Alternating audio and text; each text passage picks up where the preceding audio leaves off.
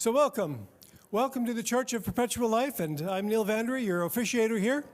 I'd like to welcome you to our service tonight. We've got a great one, and if this is your first time joining us here at Perpetual Life, I'd like to invite you to be sure to sign in. If you haven't yet registered, you want to sign in, get ahead and sign in, give us your email address. If you'll give me your email address, I can make sure that you get our newsletters every a few a month, maybe 3-4 a month, newsletters on cutting-edge technologies to reverse aging, to help you live a healthier life, and we want you to live your best life. Next month, our service will be another hybrid event, just like this one, where we will be in person, as well as Zooming online. A hybrid event, February the 23rd, the fourth Thursday of February at the regular time. The Zooming and the social hour opening at 6 o'clock with the presentation at 7 o'clock. Next month, we have Dr. Ashish Tripathi from Tsar Labs. Dr. Ashish Tripathi, you're going to hear more about him in a bit after the event, but he has a great service that he can offer you. It's a investigation into cancer. He's got a way to determine whether you have cancer, and it's something that you want to know about. Ashish Tripathi will be coming from England for a in-person event next month. Tonight we have 3 excellent speakers, excellent presentations for you to enjoy. And I'd first like to ask you to join us in the recitation of the Perpetual Life Creed, our creed. We believe that all life is sacred and that we have been given this one life to make unlimited. We believe in our Creator's divine plan for all of humanity to have infinite lifespans in perfect health, rendering death to be optional. By following our gospel, we achieve eternal life, creating a heaven here on earth. We follow Nikolai Fedorov, who taught that the transcendence of the Creator will only be solved when humanity, in our unified efforts, become an instrument of universal resuscitation, when the divine word becomes our divine action. And we follow Arthur C. Clarke, who said the only way to discover the limits of the possible is to go beyond them into the impossible. And so we enter each day energized in spirit and empowered by the words of our prophets to live in joy, serving our Creator and all of mankind forever and ever. And now what about cryonics? Do you have an interest in cryonics? Have you heard about it? Perhaps you have a curiosity about it. And if you do, please feel free to talk with me or one of our members. Feel free to go to the library. There's a lot of information there that you can get on cryonics. Online, if you'd like to make a donation, you can make a donation on our website at perpetual.life. Here we have a couple of donation boxes, and we gratefully we're very thankful for any donations you can make tonight. So we have 3 speakers, 3 presenters, and our first is Ann Clement, who since she was 15 years old, she has had a course in health and in great diet. She's lived her whole life this way, and she's the co-director at Hippocrates Wellness Center. So let's bring Anna Marie up.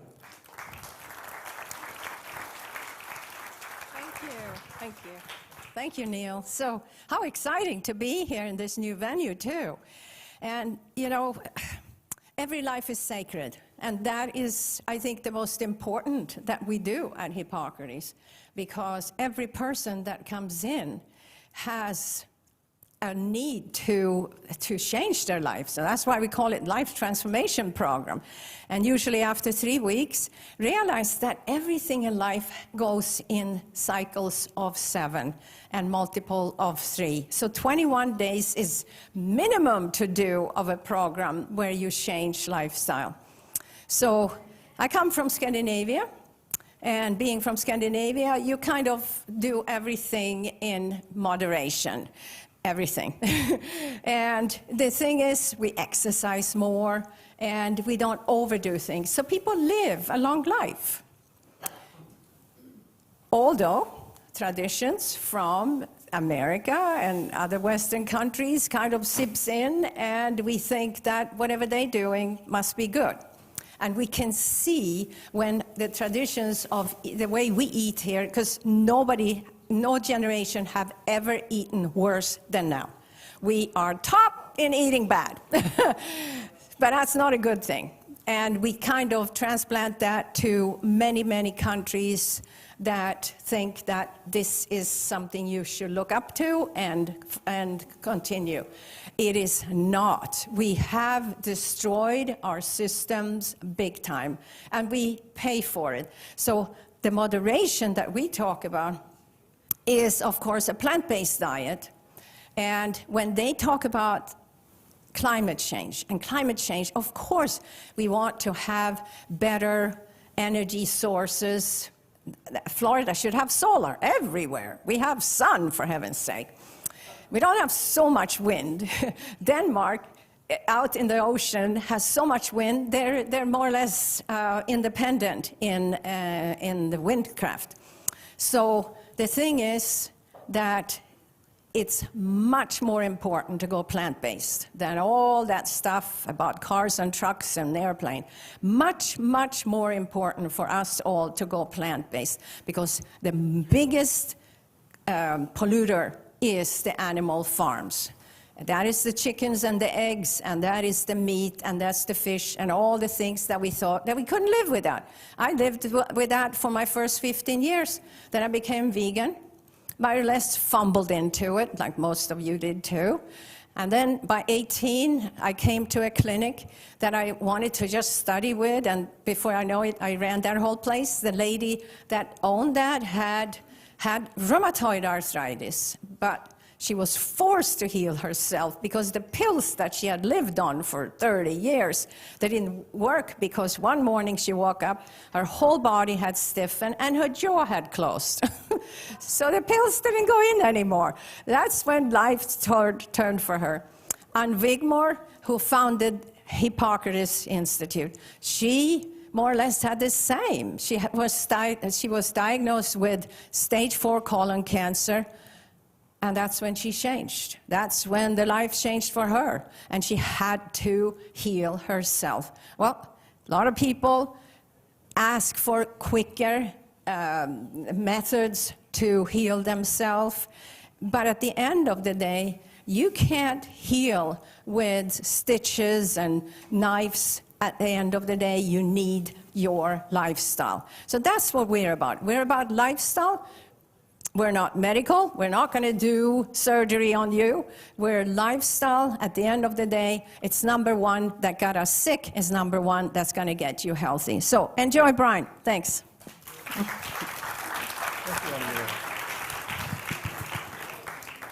Remarkable person. We're so glad to have you both here.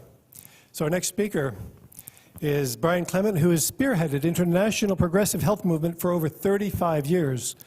He has written many books, including Living Foods for Optimum Health, Longevity, and Lifeforce, which Dr. Colin Campbell called one of the most important books ever written on nutrition. Food is Medicine, one of my favorites.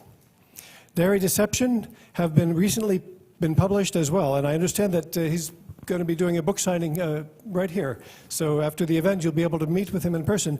Help me welcome, once back again, Brian Clement. Brian. Thank you, Neil. It's nice to be in this new cathedral of life. So let's give it a hand.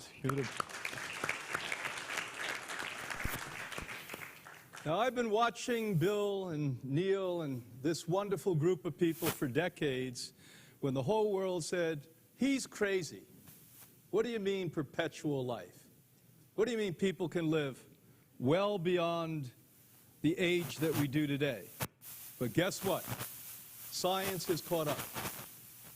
We are very clear today from the hierarchy of science, without any failure, that in the next 10 years, we will have a methodology that the next generation will live to 140. And that's a done deal. So let's start with that. And you know it's getting serious when Sinclair out of Harvard looked at a molecule, MNN, and casually spoke about it and never sold it because he understood the powers that be, the evil empire. And when the pharmaceuticals looked at it, said, holy, you know what? We're not supposed to curse in the church. But they said it, and guess what? Now they don't let anyone sell it except themselves. Let's say boo. Boo. But as Anna Maria clearly said to you, the one thing that Dr. Longo, Dr. Sinclair, and some of the forebearers that were in extraordinary work back in the 60s and 70s on what makes us age and what makes us live a long time, all were telling you and are currently telling you, it's how you eat, how you think, if you exercise, what you do, the relationships you have, that make you have the potential to live a long time. Now, one thing I've learned in my 52 years of work, working with 300,000 people, if you don't have a happy head, you're going to die. How many of you realize that? So it's not all about being so unbelievably serious that you know every detail that you should know to do the next step, and oh my God, laugh a little bit. Make love till you're 90. Have fun. Why stop at 90, right? Matter of fact, I was telling Neil when I came in, my newest book came out last week. It's called The Self-Healing Diet, and the one I'm working on now is with a recently retired endocrinologist, who, by the way, it was he was one of the top 30 in the United States, living here, very close to you. And when his wife was told she was going to die by his colleagues, by his friends, by oncologists, 19 years ago, because she had a deadly one called melanoma. You ever hear about that? Melanoma. And she came to Hippocrates, and lo and behold, she's alive and sexy and almost 80. So he became a convert. He was formerly a pervert. A medical pervert, that's what we call him. And we're writing a book right now. So I'm going to ask Bill when this is published, if he'll put it in his shop, How to Live to 120. And just yesterday I was working on that book, and we said, Christ, if we don't live to 120, what backlash there'll be. And Elliot said, it doesn't matter, we won't be here to take it. So I left Institute early today, preparing to come here and speak to enthusiastic people who have imaginations. I think the biggest curse that we have as a human being today on this planet, we lack imagination. Now, imagination in and of itself gives you an opportunity to be anything you want to be, to reach any goal you want to. But with a limited imagination and too much intellectual havoc going on in your brain, it is a sure thing that it leads you to demise, early demise. So how many of you think you have excellent imaginations here? So, good. And the rest of you, why the hell are you here? So we're gonna give you a little bit of an understanding of what's been going on out there. Life Extension was a pioneer, and I want to give Bill and his crew a lot of accolades for that, and let's do that now. But thank God, there's others joining our army of sanity. That's what you're doing. How many of you signed up here tonight for the army of sanity? All the insane ones didn't do it. Good, we don't want you in the army. So here we go. This is the road to 100. And it's very clear, and it's actually sprinkled with modern science at this point. That's what we look like, and look what happens over time. I wish I didn't sit on the Jersey Shore in the sun 12 hours a day. I'd have less wrinkles. But as we go down this road and we use our imagination, there's endless possibilities, endless potential. The first single-cell organism formed, which all life has descended from, arose about 3.5 million years ago. Now think about that. Billion years ago. Billion. So think about this. So there was no life on this planet. It was just a big planet with water that had no life in it. It was dead water. I know we talk about living water now. That was dead water. Then what happened, there was a marriage between the first bacteria with what? Vitamin C and nitrogen. It's called cyanobacteria. So the very first life form on the earth was cyanobacteria. And guess what? It was aerobic. Now what does that mean? Because we're into the basics now of how you can live a long life. Aerobic means it needed oxygen, it produced oxygen. Anaerobic is what cancer likes, what viruses like, what bacteria likes, what mold likes, what yeast likes, what fungus likes, and what people who are angry and nasty who watch Netflix all day long. No oxygen. So what did that form? That formed what you actually see on the screen up there, and that's a single-cell life form. It's not an animal, and it's not a plant. Now, we plant-based eaters, the summer of '69, I became a plant-based eater, not because I knew a lot. I was just so fat I had to do something. I would prefer saying that it's a plant. But this was your longest, furthest away relative. Everything, including you, came from that, and that's microscopic. Now, isn't that amazing? And it's all about oxygen. Now, what are the things that we always look for when we're looking at blood tests of our guests? We have people at the Institute now from 7 countries around the world. We can't help ourselves because a lot of people that come to us come because they're sick, and an ever-increasing group, about half, come because they want to do what you want to do. Live what? Longer, and live well. Living longer is not what I want. I want to live well so I can live longer. Long life is miserable if it's a sick life. And we look at that blood test at the hemoglobin. Now, I'm going to get a little off track just to give you some science that seemingly no doctors in the United States figured out. Why people were dying when they put them on what? Respirators. The very first thing you heard, we need respirators. What happened? We don't have, they bought all the respirators. Now they're giving them away. Because after 2.5 years of this fiasco, what we do know is 82% of the people put on a respirator croaked. Now here's why they croaked. We go back to hemoglobin again.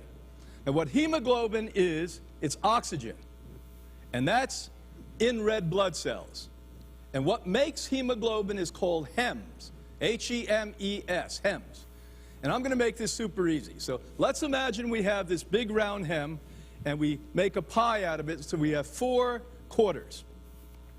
What they did is when they created this so-called 19 virus with a spike protein, it goes in and attaches itself to one of the hems, one of the quarters, pulls it away, and now the oxygen starts pouring in the bloodstream. Now the term that's used for that is oxidative stress. And if doctors were forced to really write on death certificates why everyone died of every disease, it would be oxidative stress. I don't care what the disease is. We originally spoke about that in the 1950s and still do at times as free radical damage. So now we get back to this. The more of this food that created life on the planet that you eat, green plants, the more oxygen you're going to have. It's aerobic, and it fights bad guys and fights the worst guy called aging. Have you ever noticed when you feel you're filled with oxygen and you're exercising? I'll never forget the book I read in 1972, The Zen of Running. You get high with oxygen. Why? Because your youth comes back again. You're not diminishing your energy field when you have oxygen. And literally, it's the main source of why we live long and healthy lives. Now the earth we inhabit harbors at least 9 million species. And by mid-century, approximately 10 billion people. Times are rapidly changing, and we must all adjust to this new reality. Now, there are folks that are trying to limit the amount of people that are here. You may have noticed that, maybe not. But the reality is, the more people we have, the more pee we have. Yes, that pee, but pollution. So your air gets dirtier, your water gets dirtier, your food gets dirtier, And before you know it, it's a cyclical thing. When you're breathing this in, it's going through your skin, you're ingesting it, and it reduces what? Oxygen. When your body has to use oxygen to push waste out, and poisons out, and chemicals out, and heavy metals out, and bacteria out, and viruses out, it's not feeding the brain, the lungs, the organ systems of the body. Pretty simple stuff. They should teach this in medical school. Futurists predict that by 2050, society will be living holistically in harmony with nature. Now, that's the first good news. Now, who are futurists? A bunch of schmoes? No. These are all Nobel laureate level scientists. They pick a nice place. It's usually on a lake. You know, academics and intellectuals like lakes for some reason. And they all get together from all over the world, and they sit in the room and they look at data. They look at statistics. And the data and statistics they look at are current trends, what will happen, because there's no other possibility than that occurring. And they realize things are so bad at this point. We are at the edge of a cliff as humanity, ready to fall off. And if you're a naysayer and a negative thinker with a lack of what? Imagination, you're ready to fall the hell off. I'm not. I'm ready to jump off and learn how to fly.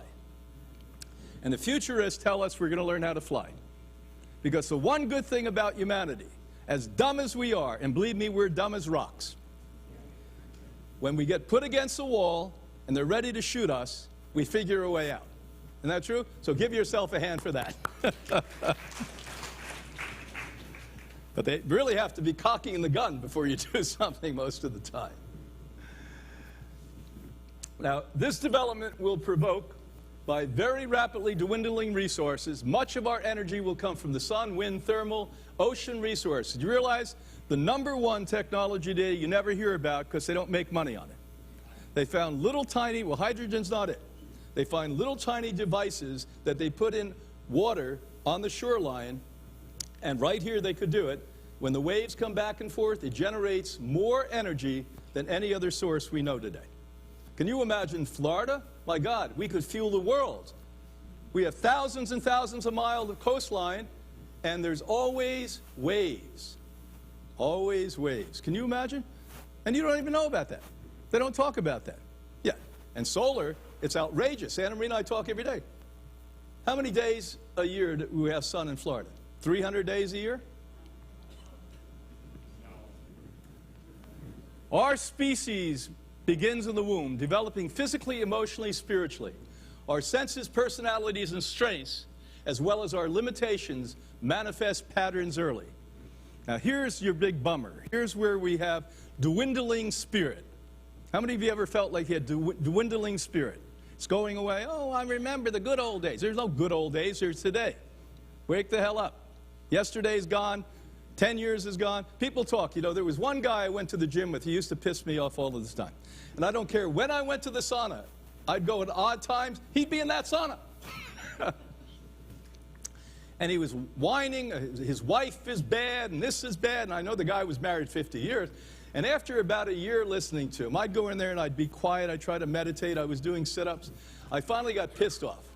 And I said, buddy, if your wife died tomorrow, you'd croak the same day because you're totally dependent upon it. I don't know your wife. I don't want to hear you badmouth her anymore. And if you once more tell me the highlight of your life was when you were a basketball player in high school, I'm going to punch you. Now, I respect people who wanted to defend our country, but I certainly, if I was one of those people, wouldn't have a license plate saying wounded vet. Advertising the highlight of your life, you were wounded? Wake up, people. So we're into pain and we're into suffering, and our badge of honor is that. If you run around and say, I'm happy, I'm joyous, I'm going to live a long time, they'll put you in a loony bin, right? When I started to eat healthy food, they called me a health nut. I said, what's nutty about this? It was nutty when I weighed 120 pounds more, smoked 3 packs of cigarettes, and was stoned every day on grass. That was nuts. But everyone else did it. But now we know that we developed, listen closely, because this is why most of you are screwed up. Between conception the day the sperm and the egg come together, and lo and behold, you come out. Now that's a miracle in itself. In my mother's case, getting this size nose out of her was difficult. Now, it wasn't, no, that was a joke. It wasn't that big at the time. It was about 3/4 of the size. But from the minute you are conceived, you pick up your mother, the emotions, the love or lack of love that your dad and she had, if you had a dad at home. If you were in a hostile environment, if mom was drinking alcohol or taking drugs, if she loved or wasn't loved, was fearful or not, and that became part of you. And by the time we are 6 years old, this is one of the most concrete things we know about psychology, psychiatry. You have developed 85% of who you'll be the rest of your life. See, no wonder. You know, I used to love listening to Bill Clinton. Bill Clinton would say, you play by the rules. Play by the rules. Well, a lot of you have played by the rules and it hasn't worked. Because you still haven't resolved the crap that happened when you were 3 years old. And you watched your mother being abused, and nobody did anything. And you were a little girl and you were a little boy and you couldn't protect them. And you don't think that that makes you sick and reduces your imagination? This is the killer I'm talking about now. So way back when Anna Marie and I assumed the directorship in Boston of Hippocrates, I used to think people who went to psychologists were crazy. They were weak, because I must have been weak and crazy. And after watching some people exactly do what I told them to do with diet, I'm a Ph.D. in nutrition. They would still die. Holy shit, I took that personally. But the one thing I remember about the conversations I had with all these people, they remember what happened at 3 years old when their mother was being beaten and they couldn't do anything. They remember when they had a major trauma in their life and they didn't resolve it. So I'm telling you right now, it's not as viable as nutrition, but it's more important than nutrition. It's your perception, your view of life, and again, we go back to the mothership, the growth, development, and expansion of your imagination. What you imagine you're capable of, what you do not imagine, you will never achieve. Amen, end of story. We're in a church, hallelujah. That's it. Harvard scientists reported that temperament, that's a great word, isn't it? We don't use that anymore. Sounds like you have to have an English accent, temperament, you know. Any of you ever use that in a sentence? Especially here in Fort Lauderdale area. Yes, we have good temperament, you know.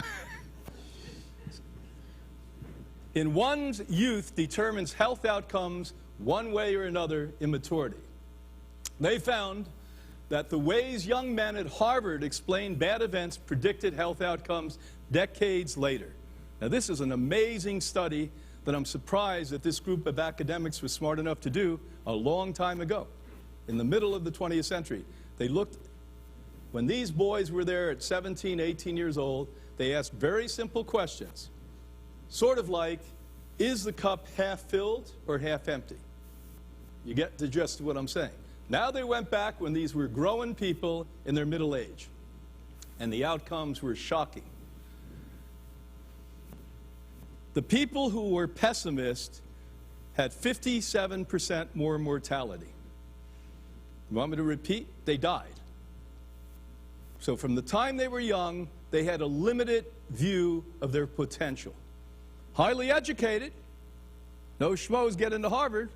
At least academically, intellectually, you can be bright, but emotionally is more important. The most important book ever in psychology is Emotional Intelligence. If you haven't read it, if you want to live a long time, it's a prerequisite to living a long time.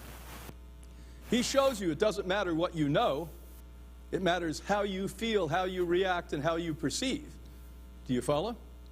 Anna and we were out lecturing in California. We went to see him in Santa Barbara. What a wonderful, enlightened lecture that was. It's like listening to somebody who really understood the way we work, rather than a bunch of havoc and nonsense about brain chemistry, which has nothing to do with reality. This is the most important study ever done on centenarians in the history of science. Pretty recent, in the last 10 years. and they were comprehensive. New England Centenarian study recently published that the majority of centenarians do not smoke, do exercise, and consume greatly a plant-based diet. So what we have established in all of the longevity scientists today, and the people who look at the groups that live the longest, it's plant-based diet when it comes to chemistry. But here's what I also love about this. They also now say community. We were just so, I wouldn't have understood that back when I was in my 50s. But now in my 70s, I understand that.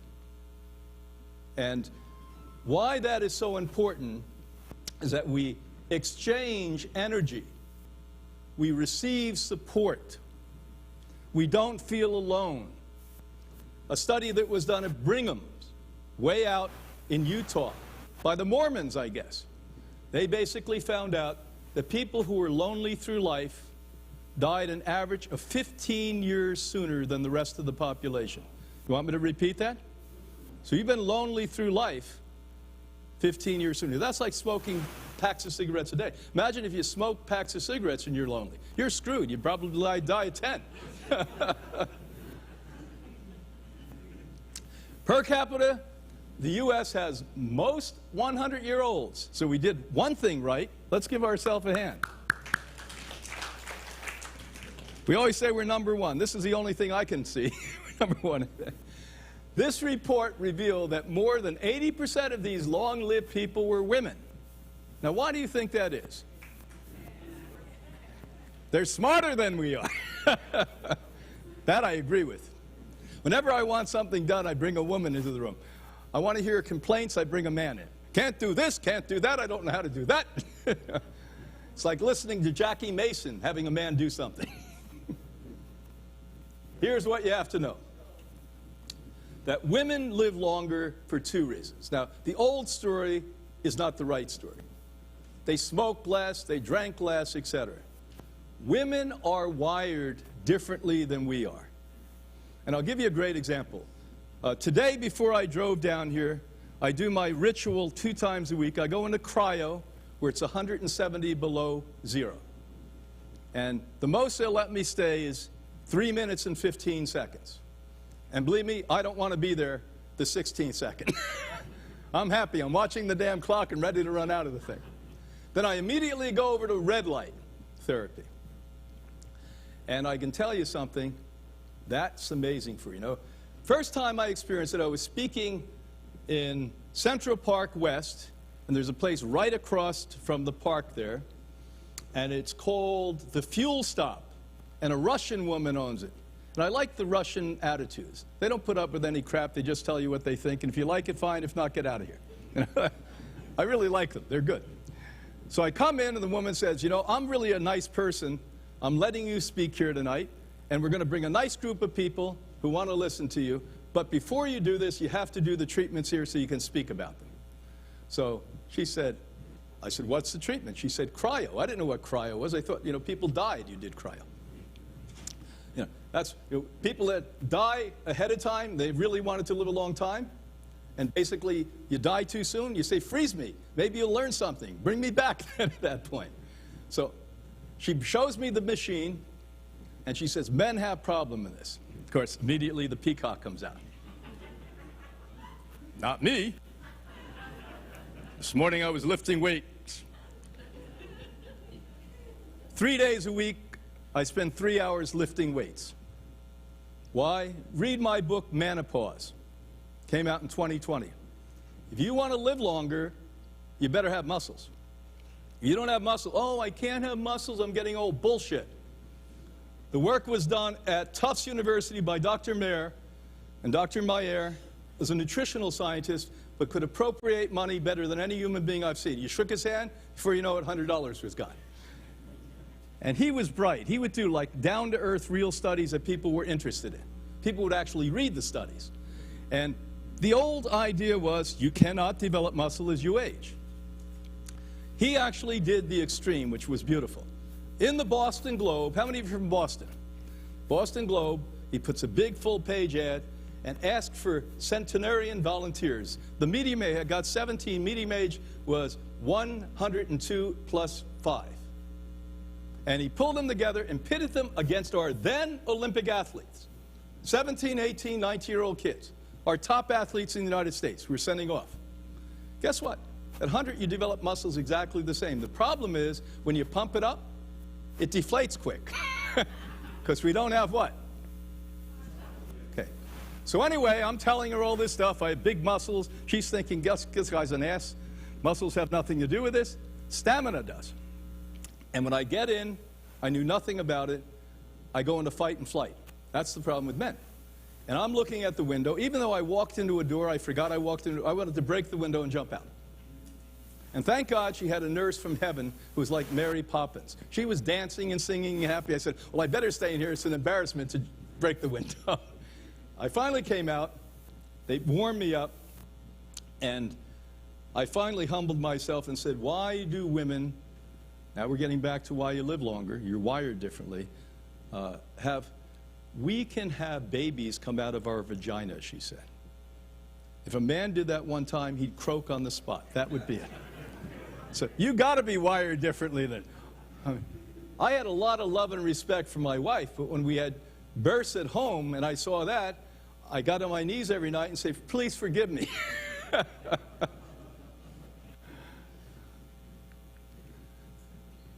Previously, genes were considered to be predictors of longevity. That's out the window. Science has now discovered that long-lived individuals have the same genes, yet they do not trigger creating disease. And the most profound work that was ever done on that initially was 1980s, late 80s, by my good buddy and the top nutritionist alive today, Dr. Colin Campbell. How many of you know who he is? Dr. Campbell, you didn't know it, was a man that told Americans what to eat until he changed his story. Now, he grew up on a farm, and he ate a lot of meat, he ate a lot of dairy, all of that nonsense. And his friend said, hey, why don't you come out of MIT, spend a year with me in the Philippines, and let's see what we can do to make people healthier here. And of course, Americans, we're all good nature. We don't want to give things to people, all the shit we don't need. So what they did is they started to send boatloads of cheese, boatloads of milk, boatloads of meat down there, and they're feeding the poor, plant-based eating Filipinos who are starving because they don't have enough plants, food. And lo and behold, they're getting diseases that they never, ever had before. Things that you have that you think are normal, like cancer, heart disease, diabetes, just didn't have them. You think they're normal. And he's a good scientist, and he can't deny what's happening. He says, oh, let me study this. He comes back to America as the leading scientist who told Americans what to eat and said, we've got to get rid of all the animal-based foods. So in response, they fired him. So he went around the world because he knew this was the most important thing that we can ever do about longevity and health and disease. And can you imagine the trillions and trillions and trillions of dollars that can be saved if we don't kill ourselves by eating stuff we shouldn't eat? You may not know that, but I know it's trillions of dollars. The economy of the world would shift in 1 year if you got people to eat correctly. And I'm not joking. This isn't an extreme thought. It's an extreme thought not to know this, not to think this. You know what the health care costs are? We pay twice as much as any other country in the world. And we're number 57 on the list. When these damn politicians tell you we're number 1, bullshit. We're number 57. You get sick, jump on a plane, go to France. Number 1. Oh, ooh la, they're very casual. Ooh la la, don't worry, you're not going to die. But wait a minute, my heart's pounding. Don't worry. You follow me? It's a casual lifestyle. But that's what we do know. And Dr. Campbell, by the way, did a profound study. It was in a book called The China Study because he finally found a country that cared for the citizens. Now, isn't that amazing? It wasn't your country, America. It wasn't Western Europe. He had to go to China, communist China. They said, shit, we'll fund that study. We want to know how to keep our 1.3 billion people alive. So the Chinese funded it. He brought a scientist from Oxford. So the number 1, number 2, and number 3 nutritional scientists in the world published the study, and they said, hey, you put animals in the body, we trigger the gene. We immediately put the cancer gene on. Within an hour after you shut the gene down by taking the animal food off, no longer are you developing mutated cells. Now, this is a clear study. This is done. We don't have to repeat the study. If they do repeat the study, they'll get the same result. Not maybe they'll get the result, because it's been repeated now 178 times. Because people just could not possibly believe that within a matter of 20, 30, 40 minutes, the gene that creates cancer goes on. So it's not genes that give you disease, it's metabolic syndrome. And what creates that? As my good buddy, the top guy in history in cancer research, Dr. Thomas Seyfried. And you know who Thomas is? Learn these things. If you're serious about living longer, not having sickness, learn these people. These are the forerunners. These are the pioneers. These are the people that are going to lead us out of the darkness and bring you to a happy, healthy existence. Not because I think so, because that's what we see happening. Now, with that said, Thomas wrote the definitive book on cancer. Cancer as a metabolic disease. 48 years of work. When you hear him speak, you say, why haven't they killed him yet? I mean, this guy, you talk about straight. Holy macaroni. He's like Attila the Hun. He says, right on the stage, we're at conferences with him, I say, come on, Tom, settle down a little bit. No, he gets up there, he says, why the hell do you think that nutrition's not applied for cancer? There's no money in it.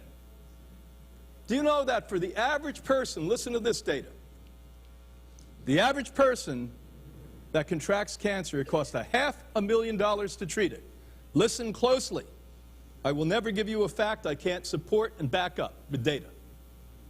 93% of the people who are medically treated for cancer and do nothing else will eventually die from that cancer or a secondary cancer. Now, what other business in the world can you fail 93% of the time and get away with that shit? One that controls your government. That's who does it. That's who does it. They're in the business of death and dying. They're not in the business of health anymore. They talk about diabetic type 2. It's a chronic disease. It's not even a disease. Not even a disease. It's your choice. Do I want to be a diabetic? Sure. Eat a lot of animal fat and sugar. You will become a diabetic. I've worked with thousands of people with type 2 diabetes. Not one person is sick if they do what we tell them. Not because we have magic. It's lifestyle. Do you follow me? Lifestyle. So here's what we know. It's not genes, so don't rely on that. Oh, you go to the doctor, you have to fill out a report with 85 questions. What did your great-grandmother have? What did your grandfather have? What did the Uber driver have yesterday? How about the guy you shook his hand at church last week? And then these wise characters that went to school for 12 years to be allopathic pushers of medicine sit you in the room and say, no wonder, it's genetic. The Uber driver was sick. And you say, oh, it must be genetic, because you hate your life, and you're not happy, and you're not positive, and your imagination's low. So you're going to croak. Rather than jump off a bridge, you croak through disease. Do you follow me? That's your problem right there.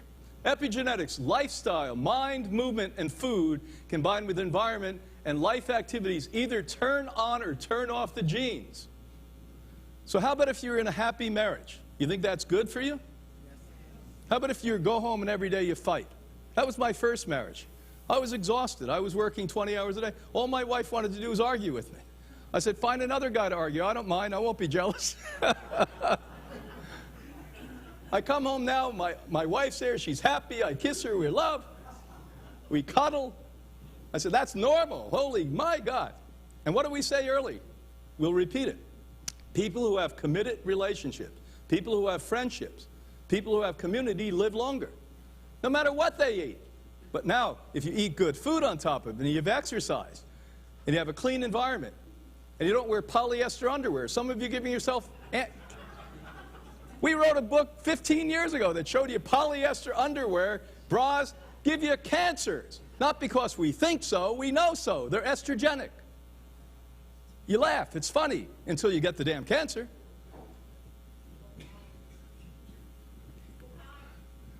Organico. España, organico. Now, I'm not talking about, you get lettuce and put them on, even though that would be pretty sexy. They actually do make organic clothes. It's like shocking to Americans. You mean you don't get them at the Gap? No, ain't at the Gap. you got to go down to the health. And the whole wallet market has some of them in there, too. Yeah. Brian, do you think it's better to win no one than win? Well, it depends upon how sexy you want to be. That's what Mick Jagger did. He did pretty well. The guy's 80 years old. You ever see him dance? He's having fun. He's having fun, right? Now, Okinawans, one of the longest living groups on Earth, along with 5 other groups. Now it's about 6 other groups, are known as the Blue Zones. How many of you know that? So we scientists were sitting around having tea parties, giving our opinion. And a journalist said, what a bunch of goofballs. This guy says that, this guy says that, the paleo, the ketogenic, living food, all of. Let's go out and see who's living a long time. Pretty smart thing. So it was really hard to find old people, because most of them died by the time they got there. And when they showed up in these little tribes, in these little villages, they were singing Kumbaya, the women had respect, they loved the children, they exercised, they had fun, they didn't work their butts off. They weren't worrying about the stressful things you worry about, because you make it up in your own head. You think your fight and flight has to be engaged. You don't have dinosaurs chasing you anymore. And they eat plant-based foods. The one thing we know, they eat plant-based foods. So we now have overwhelming data that shows, there you are, the longest living people. But guess what? You could eat plant-based foods like I do and be nasty, negative, and in bad relationships, you'll still croak early. The hard part of this conversation is the head, which is like trying to catch a fish with your bare hands. You can do it, but boy, it takes a lot of practice. A lot of practice. They reveal that they flourish on high plantized, jovial cultures and constant movement and exercise. The Mayo Clinic declares that aging could be greatly enhanced on the molecular level with high-intensity interval training in our golden years. Once again, what Mayer did back in 1970s, we are now getting data. Just yesterday, Anna Maria, out of Science Journal, read a study and said, now they realize if you do just vigorous walking for 20 minutes a day, it will give you a lot of the benefits we used to think you had to run for an hour to get. And if you look at the #1 god of all exercise research, how many of you know who he is? Dr. Kenneth Cooper. He's still alive. I love this man. He's like, when you listen to him speak, it's like listening to a machine gun. And he was a skinny, not so healthy looking runner. Now, I don't want to offend any of you, but running doesn't make you look great. So all of the runners I know are skinny, and they have wrinkles even when they're 20, and they're pounding on the thing. And he was a runner. And a few years ago, we were all shocked because he had to leave medicine, because he realized that your lifestyle is what keeps away heart disease and all of these things. And he finally came out and said, we know that high-speed walking is better than running. And I can tell you that with the 300,000 people I work with, the serious runners all come to us with bad hips no matter what they eat. Bad knees no matter what they eat. Because you can't pound on cement or on blacktop without doing it. Guess what? The Africans who run with bare feet a lot longer than you do, they don't have any of those problems. Because the soil gives. Do you follow me? The soil gives. Genealogists report the paradox of old age as remembering the good experiences easier and better than the bad. This seemingly is a common trait of long-lived people. So one of my good colleagues, when I moved down from Boston, the Institute, back in the 80s, I made buddies with him, Max, at the gym. And Max was this little guy, about 5 foot tall, and he was the most happy, jovial, nice guy. Everyone loved this guy. Every time he was around, we wanted to, he was one of those guys people wanted to touch. You know those kind of people? You wanted his energy. And I'm in the shower, and I look across, and he has numbers on him. I'm freaked out. If you said to me, who's the one guy in the world that wasn't in a concentration camp, I would have bet $1 million and lost. Max. So a couple of days later, we're back at the gym, and I said, Max, you were in the camps? He said, oh, yeah.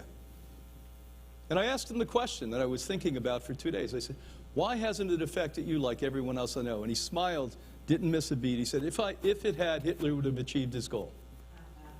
I made the right choice. Did you make the right choice?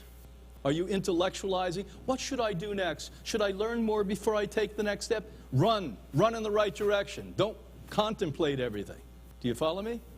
Do what is instinctually feeling passionate inside of your heart and soul. If you've got to think about everything before you do it, you're dead already.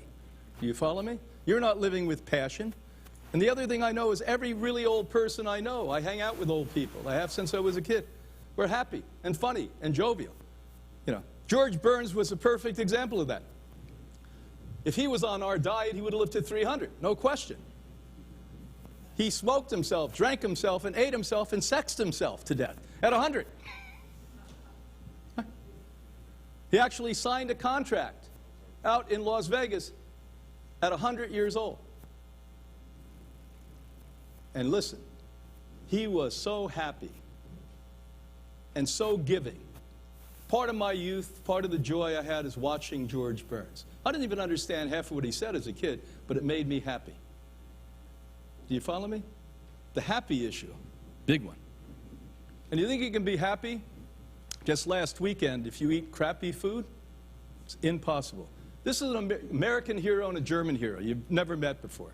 These two men told us why we live long, why we get sick a long time ago. So the first guy over there to the left, that's Otto Warburg. You ever hear of that guy? 1920 to 1924, Otto Warburg said, why do people get sick? And he said, it's what they do to their bodies. And he realized what we entered into this conversation with tonight.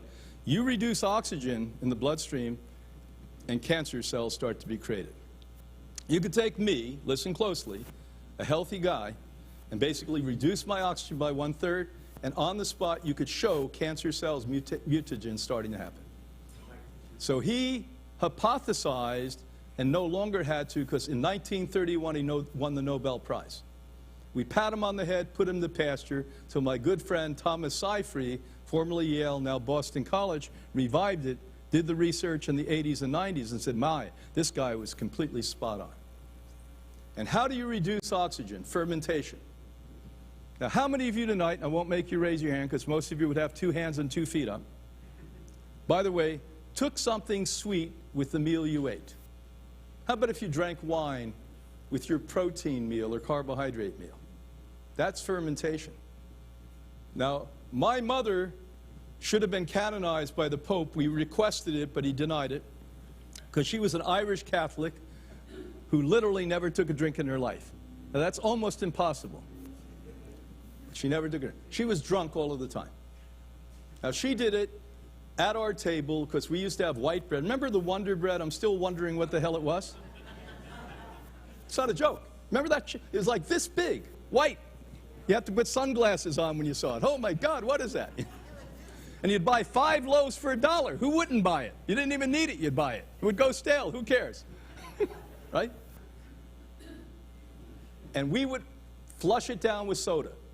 The biggest holiday we ever had at my house wasn't Christmas, wasn't New Year. It was a day they put large family-sized soda bottles out. Because when we were young, we had those little bottles you had to hold with 2 fingers like this. Ooh, they're gone all around. No, these big ones. We don't each drink one. So now you put carbohydrates and sugar together. What do you end up? With whiskey. Oh, you say, well, that's not true. Tell me how they make hard whiskey. How do they make booze? They ferment things. Now, you can do it in your intestinal tract. Vegans can do this. We know when the vegans come, we know they exercise, do everything right, and now we see cholesterol through the ceiling, on the way to low blood sugar, high blood sugar, diabetic conditions. And Bill wisely tells you to regulate your blood sugar, because one of the ways you kill yourself is having sugar floating around in your bloodstream. We took fruit out of the diet 45 years ago, everyone who's sick at Hippocrates. Fruit cannot be eaten if you're ill at Hippocrates. I don't eat any fruit in my diet. I don't eat any sugar. Because all of this stuff ferments in your intestine, and Otto Warburg 100 years ago told us this and won the Nobel Prize for it, and we've reconfirmed it in the last 20 years or so. So I'm not here. Now, the other guy's an American. Now, I know we're proud because we love America. Do you love America like I do? I love this country. I just hate what the hell has happened to this country.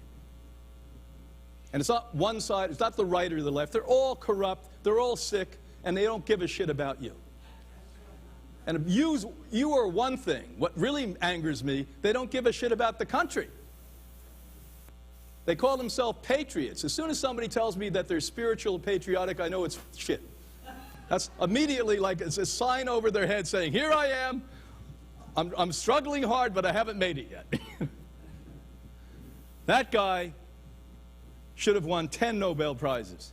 That's Dr. Harman. When I was a little boy, 1954, he basically came out and said, free radical damage, remember I mentioned that about 29 minutes ago, that now we call what? Oxidative stress, which I said, if doctors were held to account, they'd have to write on every single 100% of death certificate, that person died of oxidative stress, free radical damage. What he said, and it's actually restudied 18,968 times as of last week, and they can't put holes in that theory that's become science now. And how do you get free radicals? Do dumb things. Now, we've been talking about diet, we've been talking about attitude, exercise. How about if you don't sleep enough? If I really want to kill you quick, hamburgers will do it. It just takes a long time. I just keep you awake. And I used to think incorrectly that when you get older, you need less sleep. No, when you get older, you get neurotic and you sleep less. Doesn't mean you need less sleep. Do you follow? We need the least amount of sleep we need, and you should have more, is 7 hours a night. But what Dr. DeLemont out at Stanford, who now is in his 69th year of doing this studies, basically said the average person throughout life needs 8 to 8.5 hours. The only time you need more is when you're below 25. Now, we used to think 21, but now we realize your brain doesn't completely develop till you're 25. Frontal lobe, rational part. That's why your 22-year kid still runs around driving cars like crazy. When they're 30, they still do, but not as much. You follow? Because the rational part of the brain. You can sleep 10 hours, 12 hours when you're that age, and when your baby's 18 hours, it's perfectly normal. At 30 years old or 50 years old, if you're sleeping 10 hours, you're depressed. That's a sign of depression. So these are things that make you sick. Aging represents the intersection of a gradual failing system, which is inevitable as we age, which you can stop, which is formed from early age and reproductive fitness. Cumulatively, this stunts growth depending upon the epigenetics of suppressive cause, such as radiation, erosive microbes, etc. Now, years and years, my colleagues in medicine kept yelling and said, do you realize people who have had viruses throughout their life also all have much more cancer than the rest of us? And I denied that. And I finally realized it was right. That doesn't mean viruses cause, other than cervical cancer and throat cancer for men from a certain sex act. And we don't mention that in the church, but later I'll whisper in your ear and I'll tell you what it is. Starts with a C and has lingus at the end of it.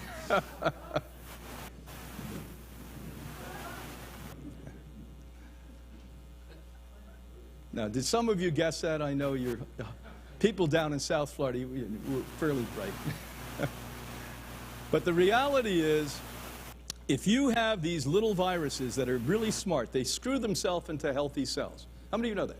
So all viruses screw themselves into healthy cells, knowing that the immune system will not go after healthy cells. So they camouflage themselves. So now you have a consistent weakening the integrity of your immune system over a lifetime.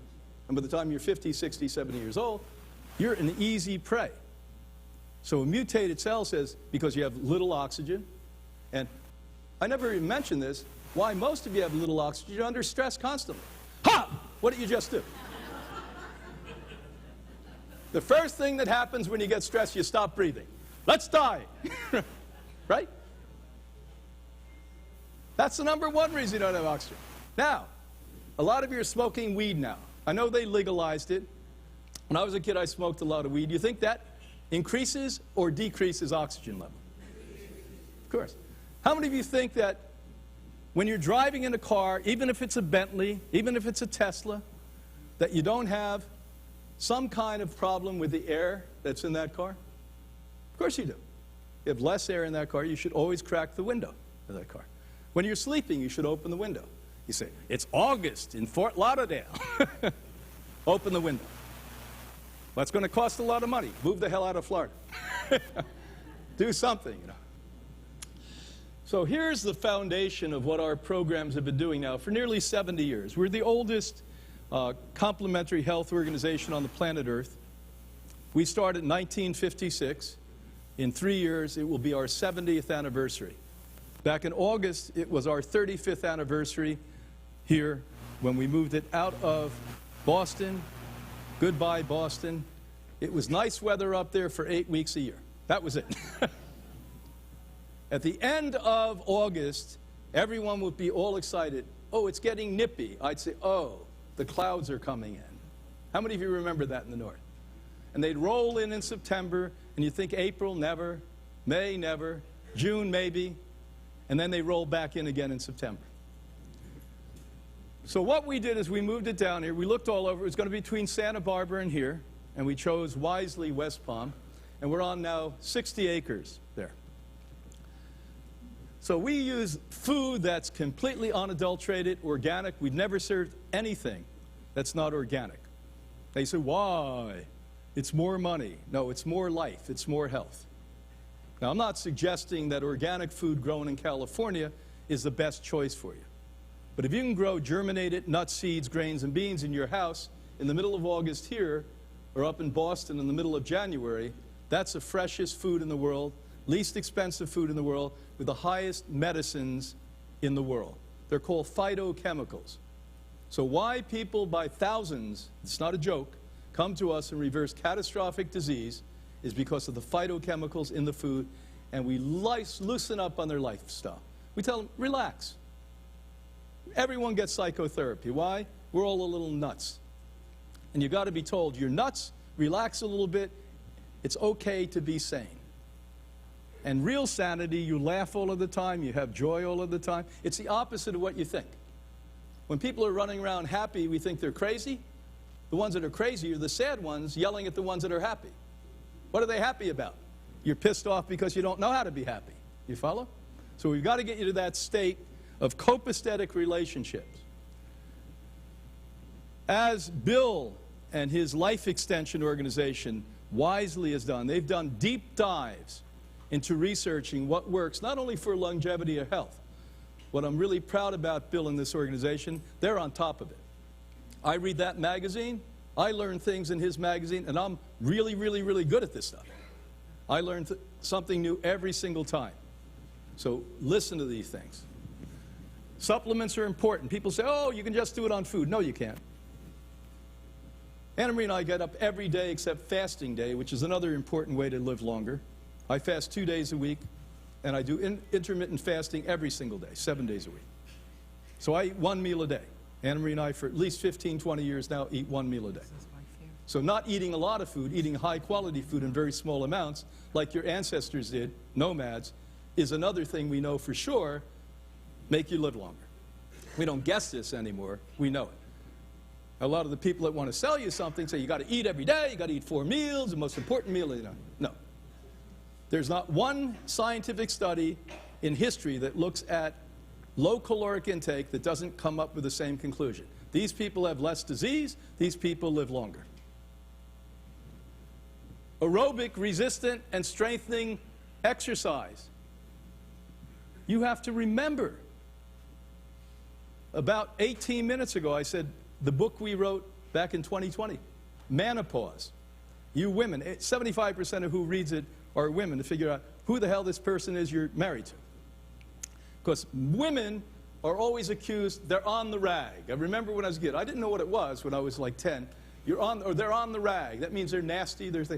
But the poor women don't get on the rag until they're 45 years old. We get on the rag at 26 years old. So that's why the guy was really nice when he wanted to make love to you at 19. He became a bastard by the time he's 30. Because we're in menopause. It's called andropause. This isn't speculation. 25 years old, we jump off the cliff, we go into andropause. 40-year-old boys in our country, 50% have erectile dysfunction. Why? Because all we eat is estrogenic food that make them feminized. You ever see most young guys? They have breasts now. They're not even attractive. It's amazing. And nobody thinks that's abnormal. Nobody thinks that's abnormal. Well, you know, it's genes. No, it's your asshole lifestyle that's making you do that. Positive mindset. Do psychotherapy. It doesn't show a sign of weakness, it shows a sign of strength. That you want to get better, you want to grow. You want to be happier, you want to love more, you want to share more, you want to give more, you want to contribute more. Your wife, your husband, your best friend can't do that with you. You need somebody who's a professional that calls you on your stuff. And you may listen to them. You won't listen to people close to you, you're going to fight back with them. It's not human nature, but it's human frailty that makes us like that. Human nature is to be open, to be loving, to love and be loved. But most of us don't live at human levels at this point. Environment, be it relationships, work, personality, resistance, workplace, etc. They did a poll 2 years, less than 2 years ago. They looked at all Western Europe, all North America. They asked one clear question. You can only say love or hate. They actually polled 28,000 people and said, do you love your work or do you hate it? What do you think the numbers were? 80% said hate. So where you spend most of your time, listen closely, either you're doing the work or resting up so you can go back to work, 80% of the population hates it. Do you think maybe that would shorten somebody's lifespan? How many of you think that would prolong your lifespan? Yeah, wrong. How about marriage? Ever since I've read it when I was a kid, 90% of marriages are not happy. Now you may pretend and smile and get along in front of everyone, but you're really not harmonized. You're really not partners. You're really not supporting one another. You're really not friends. You're not any of those things. So only 10% of marriages are truly happy. So who you're living with, now listen to this one. 80% hate what they do all of the time.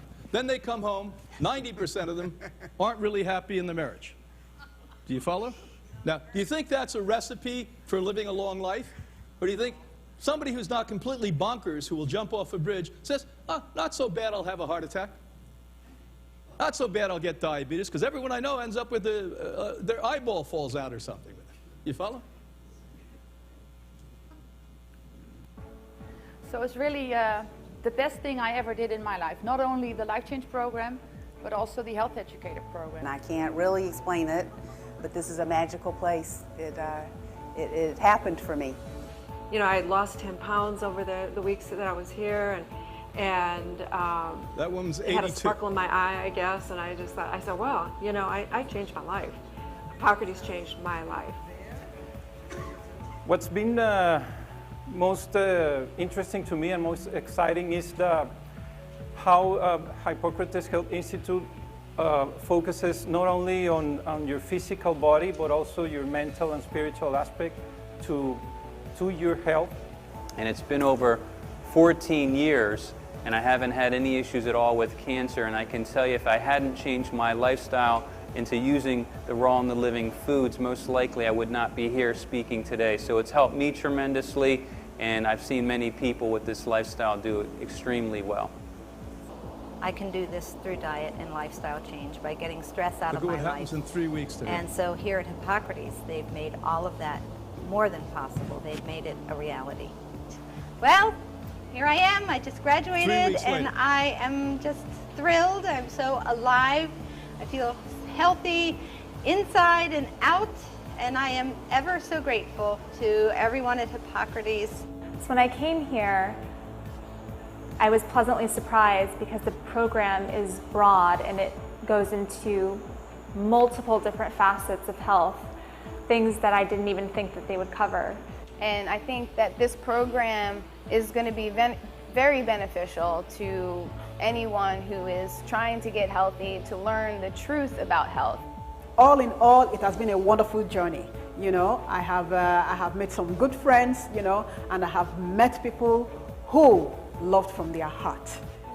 My healthy level was, you know, here, and now it's up here.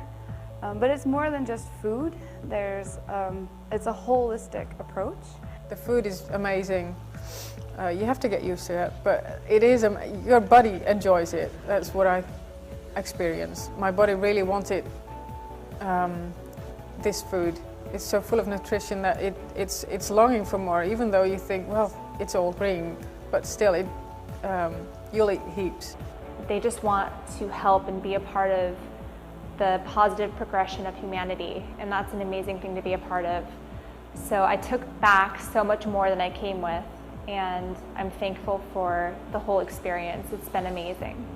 I looked into it, and it made so much sense. Hippocrates, I really think they should rename it to Hippocrates Loveland, because the people here are just full of love. I mean, it was like I got taken out of the world and put in a room full of love. And I can't, you know, there's not words to describe it. I can't tell you how many people I've told about Hippocrates that have come here from my story, because I did get pregnant and I have a 17-year-old, almost 18, which is a 52 total years miracle. old. And She was pregnant. I attribute it to good, clean living, healthy lifestyle, and you know, it's thank you, Hippocrates. It's been great. I still have never been sick. You know, I'm very healthy, but I think I'm a lot healthier than my peers, so I'm happy. So I heard about Dr. Days, I heard about the program, so I quickly made the phone call, and I was able to get in very last minute to this session that I just completed. It's just been a wonderful, eye-opening experience. You just can't imagine how good you feel after 3 weeks of just giving yourself personal attention, making it all about you, which is not, it's not ego, it's just loving yourself. And if you love yourself, you can change the world. That's what I think. If you feel great now, do 3 weeks of Hippocrates and you'll feel even greater. It's an amazing place, yeah. I simply cannot do what this place does in a New York City office or a Boca Raton office. Patients spend an hour with me. They spend an hour and a half with me. And then they leave, and we send them right back into their toxic environment. So, so this is definitely a completion of the picture that I'm looking to create for my practice and for my patients. Most certainly, most definitely. The guy with the hat was the sickest man I ever worked with. He checked out in Tampa from a hospice, and he came on a Sunday night. I was at home, and the front desk called and said, "What do we do? We're not a hospital setting, so we shouldn't permit somebody in," but he would have died. And so I said, "Put him in bed, put him on oxygen." The next day we looked at him. He was actually, everything he ate was coming out of his side.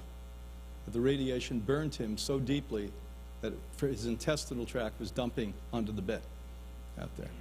That was 20 years ago.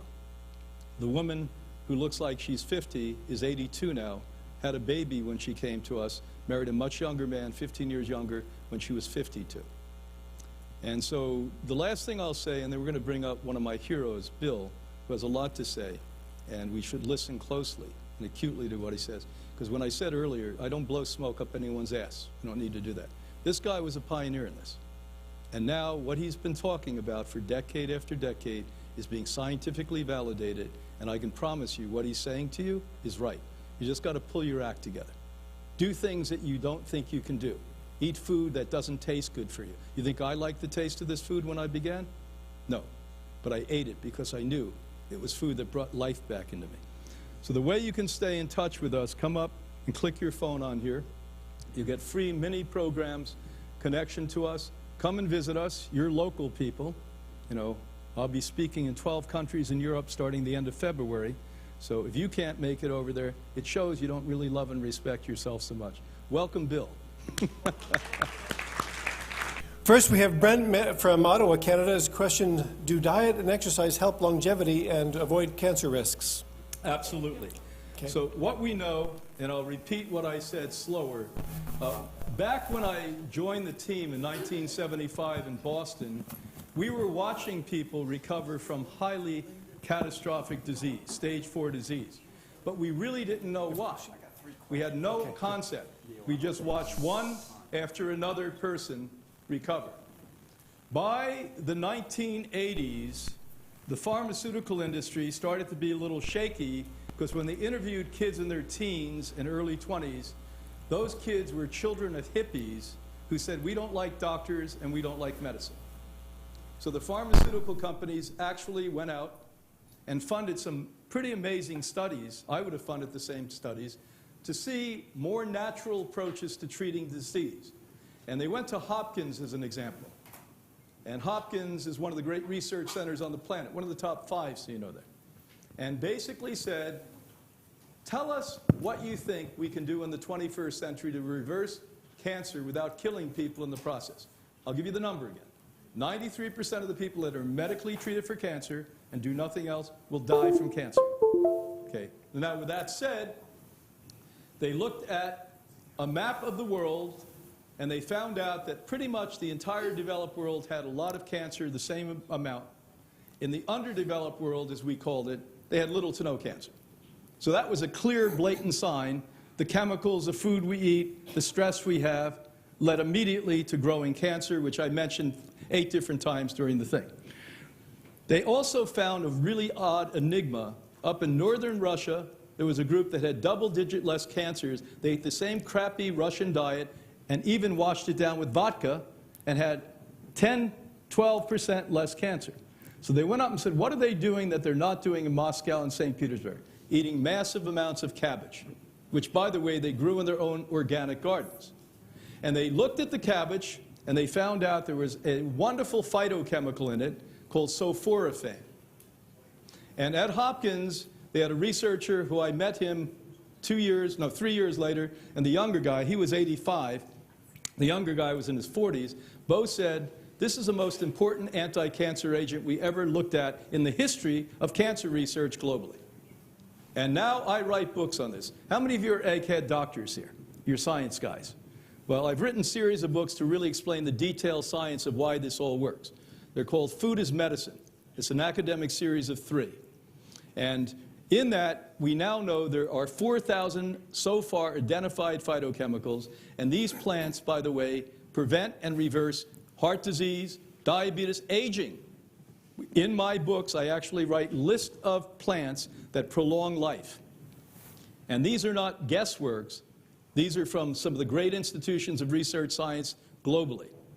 And so this is why plants prolong your life, not only because of cancer, because they support the heart. They support the pancreatic function of the body. They support the fat metabolism of the body. All of the things that age you rapidly and well. Exercise, listen closely. 19 years ago, I did a study for a couple of years at Hippocrates on people with serious disease, engaged in aerobic exercise or not. Now, it was really easy to find the not, because most people, when you don't feel well, the first thing you stop doing is what? Movement. So I got the small group, I think it ended up being about 48 people at the end, and realized that no matter what disorder you had, if you did consistent aerobic exercise, back then the format was 35 minutes, 5 days a week, that literally you heal a disease 3 times faster. Now I'll repeat this so you don't miss what I say. And I'm going to explain the premise of this, how easy it is to understand. 3 times faster. Now, you have these wonderful things called stem cells that are magic in your body. How many of you know about them? And one of the doctors that you know here, that he's been working with us for 15 years, Dr. Maharaj, was one of the leading stem cell doctors on the planet. And the reality is that these stem cells are able to make any part of your body. So if, for instance, you injure your hand within less than a second out of your bone marrow in great part, the stem cell comes to heal it. If you didn't have stem cells, you cut ourselves, we'd permanently have that. We'd die. We'd bleed to death on this. So it's magic. And what we do know is that exercise and pounding, not on cement, but just moving up lymphatically, pumps the stem cells out and flushes out the dying cells, the weakened cells, the cycle of cells. And recognize that cells only have a certain lifespan, and they only last so long. We also know on a living plant-based diet, you can prolong many of these cells' lifespans by up to 2.5 to 3.5 times, depending upon the cell. Because they don't die, you're still nourishing them, you're pumping what into them? First words we said, oxygen into them. Exercise, exercise. The Zen, remember the first thing I told you about? I read a book in 1972 called The Zen of Running. It makes you high. How many of you exercise on a regular basis here? You don't need dope, you don't need drinks. exercise. And the most important exercise is love. Love making. You want to live a long time now. Any other questions, Neil? Yes, we have one back here. Yes. Yeah, Brian, hi. Thank you. You did a great job again. I've seen you 3 times, and you're fantastic each time. I have 3 questions, but I'm not going to do this. Just real quickly, my background. I have a master's degree in study of the earth. I have a degree in health, nutrition, and study of the human body. I'll talk to you about that individually. There's one thing I just want to say. I haven't heard any medical person or scientist talk about something that could prolong a person's life or make them die earlier is stress. Oh, that's everything. I don't hear anybody talk about that. Well, you didn't listen closely tonight. So what I did is I yelled at the top of my lungs. Almost 100% of you in this room stopped breathing. And I said, that's the #1 way you die. Now, that was maybe a living example of stress that went over your head somehow. But that's stress. And we're all at different levels of this. You know, when you were born, when I was born, if you had a loving relationship in your mom and dad, you came out like this. You were open, happy, not fearful at all. But the more fear you had, the less you breathe, and the more you get into an umbilical position. When we're working with people, I actually picture people almost laying on the ground in an umbilical position when they're really, really seriously ill. They just don't want to deal with anything more. They're shut down. They don't want to think anymore. They want to give up. So that's the ultimate stress. So again, why everyone at Hippocrates, the most important thing we do is psychotherapy, is because of the word you just used, stress. Okay. Question back here, Brian. Hi, my name is Wayne Clark. I'm in neuroregenerative medicine, focusing on the nervous system, which the whole body functions on. Right. You said something about the oldest societies in the world. Yes. You didn't say anything about Italy, which is very, very high, and their diet is completely balanced. How can you explain some of that? So the oldest living Italians are in Sardinia. They're part of the blue zones, which are 8 groups now. And do you ever spend time in Italy? I spent a lot of time in Italy. Okay, I lived in Europe, and I used to hang out. Matter of fact, when I lived in Switzerland, it was so uptight and so stressful, I'd have to get on a train to go nuts down in Italy. People were sort of open and loose. So the people in Sardinia eat almost primarily 100% plant-based diets. They have siestas in the afternoon. And we're not talking about Rome or Napolitano, and certainly the north, where they're influenced by the Germans and the Swiss and all of these people. We're talking about down there. And the reality is they exercise. They're not fanatic exercise, but they never stop moving. So what we see is a reduced stress community. What I loved, when I grew up, I had a lot of Italians around me. And the Irish, we never stuck together, let's be honest with you. The Italians stuck together. The 2 groups that stuck together were my Jewish friends and the Italians. They may fight like cats and dogs, but they always had community. You never came into our neighborhood and tried to rob anything, because we know somebody'd show up at your door from the Italian families. You didn't touch it. You didn't touch it. Yeah. People talk about the Jewish people. The Jewish people, God bless their soul. The poor people who come to us at Hippocrates sometimes, the entire community comes together. They don't even know these people, and they support them. So they have that in southern Italy. And my God, the environment is so clean. They don't have pesticides down. They have organic. Everyone has an organic garden. Everyone gets together. Everyone sings. Matter of fact, do you know what happened during the pandemic? All of us went in the house and we huddled below the bed. You know what the Italians were doing? They were coming out on their balconies and singing opera. God bless the Italians. That's why they live to 100 years old.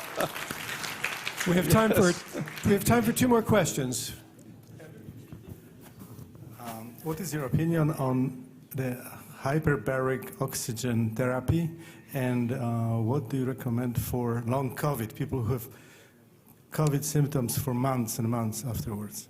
For 35 years, we've employed hyperbaric chambers at Hippocrates. So we're not only a believer in it, I'll tell you my story. Don't ever repeat what I did. I was talking to a guy at the gym, not watching what I was doing. I pulled a 45-pound weight off, and there was a 35-pound in front of it. It crushed my toe. And it crushed it so bad I had no pain. And I continued to work out for an hour and a half. I went to the back, took off my shoe. It was completely filled to the brim with blood. We called a doctor friend of ours. He came, he kept shaking his head. He talked to Annie, he wouldn't talk to me. I was unaware that when you crush your toe, it doesn't come back. It comes off. They take it off because gangrene sets in, which it did. And thank God my wife, who saved my toe and my life in many ways, literally said to me, you know, we bought these things called hyperbaric chambers. You tell everyone how good it is, you never use it. So she said, get into the hyperbaric chamber, and she employed, listen closely. Now we'll go back to Italy for a minute. I have never seen anything heal wounds that won't heal better than garlic oil. Listen closely. Don't dismiss this, people. Garlic oil, when people sit around for 10 years with a wound, they come 95% of the time, the garlic oil within days heal it. She put garlic oil on, the gangrene went away. Every day for a month I got in the hyperbaric chamber. The second week, the 15th day, I was driving home and I saw a tree. This is not a joke. I was 55 years old at the time or something. I literally had an urge to pull over and climb the tree. I hadn't felt that since I was 8 years old. And all at once I flashed. I was always making fun of the Hollywood set that sleep in these things. I was the idiot. No wonder they sleep in these things. I've never felt better in my life. So we believe in hyperbaric chambers, in the conquest of cancer. It's amazing, a conquest of cardiovascular disease. And by the way, overall health. You don't have to wait till you're sick to do these things. Longevity. And they're becoming less expensive. And you don't need these big metal chambers that cost $1 million, $2 million. The Germans have taught us, you know, we never want to learn anything from anyone else. The Germans have done this work for 128 years. And what they show us is when you get down to 11.5 feet, that takes care of almost every disorder you need. Now, you would need deeper for strokes. Yes, that's when you get in the metal chamber. But we've actually helped people with strokes on these soft chambers that you can buy for $20,000, $30,000 now. So it's affordable enough for some of us. And get on the internet, because people buy these things and some of them don't follow a good diet and they're not with us anymore. So the wife sells it. You can get it for less money at that point. So Brian, I know there are many people that have questions. I'm going to ask you to meet up with Brian after the event tonight. He'll be happy to talk with you one-on-one. But we have time for this last question here from And Jeff. we'll sign books here later, too. And I'll tell dirty stories to you. We couldn't do that in the church. Hi, my question is, Anthony Robbins, in one of his books, he mentioned that if recommended that people take deep breaths and hold their breath to a count of 10, like 10 times a day to oxygenate their blood. Does that sound right to you? It certainly sounds right. I mean, breathing exercises, which are part of our program, are so incredibly powerful. You know, I like to get up here and tell you what to do, and I do most of it, but some of these things I'm ashamed of myself I don't do. But about 2 years ago, Anna Marie and I were finally forced into doing breathing exercises. I just, you know, it's amazing what something as simple as that doesn't cost anything can do for you. Look at the work of Benson out of Harvard. Back in the 60s, he thought we hippies were all nuts because we were oming and meditating and doing Eastern shit, and he said, hey, this doesn't work. And so he went out aggressively to show that this was nonsense and started to realize something called the respiration response is why we get into deep states of relaxation through meditation. So if you listen to the, Tony I've known for years. Tony's a perfect example of what a good diet does and a bad. He's been on a raw diet initially, got remarried. The woman told him he needed fish. He recently almost died. Did you know that? Yeah, he was in a hospital. He was so close to death from eating fish, not only from the mercury that you find in there. One of my 30 books is called Killer Fish. And the worst things you find in fish now are plastics and pharmaceutical drugs. Now, doesn't mean that mercury's not there too, but what will kill you quicker than mercury is that. Oxford University, the world's leading environmental scientist on this 2 years ago, stated that 3 fish meals a week, I used to eat 3 a day, and fried fish. 3 a week, at the end of the year, cumulatively you have 2 ounces of plastic in your organ tissue. Now, again, most all cancers are estrogenic. Plastic is estrogenic. What do you think breast cancer comes from many times? It's estrogen, 93%. Prostate cancer, 92%. And what do they do when a woman has breast cancer? They lap her breast off and put plastic in there. That should be illegal, outlawed, outlawed. So of course, you don't want to eat these things. But Anthony's exactly correct. And God bless him. Anthony's a great American that's helped a lot of people increase their imagination. So, Bill, come on up. I think everyone in this room has probably read hundreds, maybe thousands of lay media articles or peer-reviewed published scientific studies in the literature. I've certainly read thousands of them to corroborate everything Brian told you about diet, exercise, sleep, stress, etc. But sometimes people want to see it for themselves. We had a member of our church approach me who had 3 obese relatives, 2 of them severely obese. And what they made a deal with is they would go just on a 10-day raw vegan diet. Not easy, but that's the commitment they made. And we did baseline blood tests on these 3 obese individuals. The results were about as bad as I've ever seen, because these people ate only the worst foods in the world. So their C-reactive protein, their glucose, A1C, lipids, every detrimental blood marker of future disease risk was through the roof. They went through the 10 days of raw vegan eating, came back for the same blood tests. Every single one of those markers improved dramatically. Probably 40 to 50% reductions in markers that were going to eventually result in causing their death. And so we got to see for ourselves, the family, myself, the real world results of eating a lot healthier. Now, one of those individuals, a 17-year-old, she weighed over 300 pounds. Big problem today, by the way, childhood obesity. And what they're going to do, they don't have the willpower to follow the kind of program at Hippocrates, regrettably. 2 of them are going to undergo the gastric bypass surgery. That's what they're going to do. But at least it scared them enough to see markers that they knew were dangerous so high in their bodies. And a second, I guess, little anecdote here is that I lost 3 friends in 2022, and all 3 of them would have been alive had they gone to Hippocrates.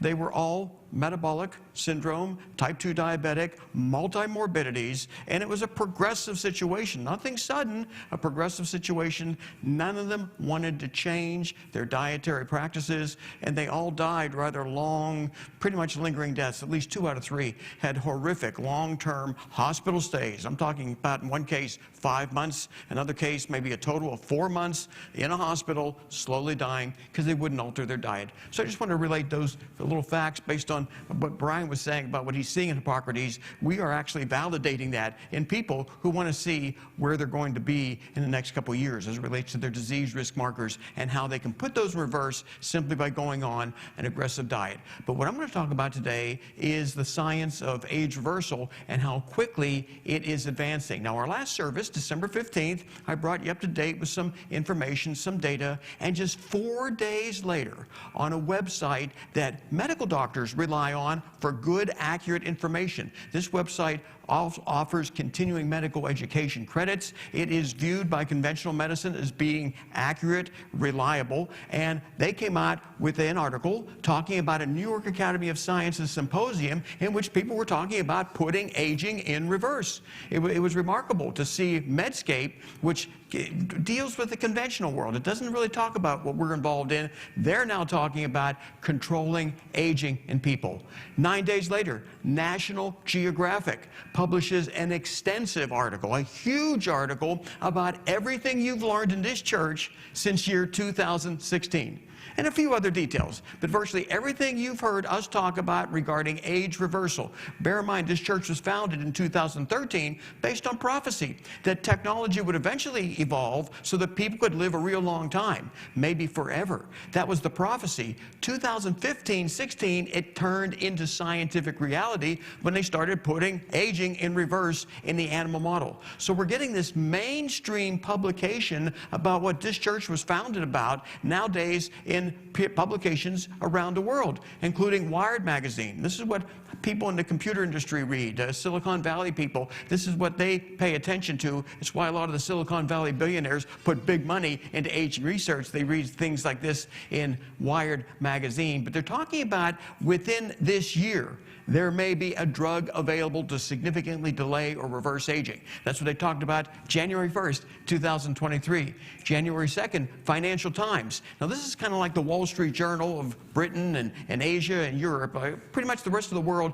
financially reads this, and they're also talking about aging being something we're understanding a lot more about, something we're going to be able to control, something we're going to be putting in reverse. And it's not a problem of money. The billionaires are putting big-time money into aging research and hiring some of the best scientists in the world to make that happen. Popular mechanics talking about people going to start living longer once the FDA recognizes aging as a disease. This has been a long-term mission of my groups. I think we're going to succeed over the next year or two in persuading FDA to approve clinical studies whose only purpose is to slow or reverse aging in humans. Nowadays, they use surrogate markers like frailty and different blood markers to see if they're improving a disease state. But we want aging itself to be classified as a disease, so Big Pharma starts putting money into finding a cure for aging, in addition to everyone else who's putting big money into aging research. And this study came out of Harvard. And bear in mind, we're talking about over a 20-day period of time, all of this coming out in the mainstream media. This Harvard study garnered international publicity because, well, Harvard, when they publish something, it gets recognized, and they were able to duplicate some research that we first reported on here at this church, in which aging was controllable and reversed in genetically altered mice.